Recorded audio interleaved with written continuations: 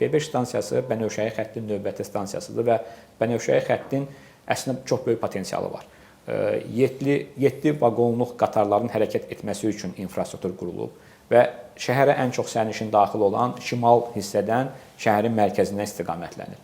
Ərazi olaraq Bənövşəhi xəttin B4-dən sonraki növbəti ərazi Nizami ətrafında düşür və biz onun Nizami stansiyasının yaxınlığında qurmaqla xəttlər arası dəyişməyi təmin etməyə çalışmışıq. Bu stansiyanın vacibliyini göstərən amildir. Qaldı bunun tikinti məsələsi. Mən elə təxmin edirəm ki, 70-ci illərdə Nizami və 28 may arasında tikinti zamanı müəyyən texniki problemlər rastlaşılıb. O zaman tətbiq olunan keson üsullu tunel qazma metodu vardı, hansı ki, indi qadağan olunub. Ümumiyyətlə, metro tikintisində istifadə olunmur həmin üsuldan. Amma tikinti sahəsi çox inkişaf edib.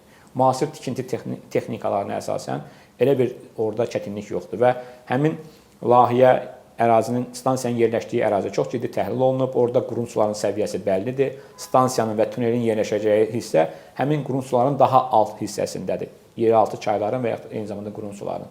Və bu dünya təcrübəsində bir çox yerdə çayların, boğazın altından keçən tunellər mövcuddur ki, artıq müasir tikinti texnologiyasında bunun çətinliyi yoxdur.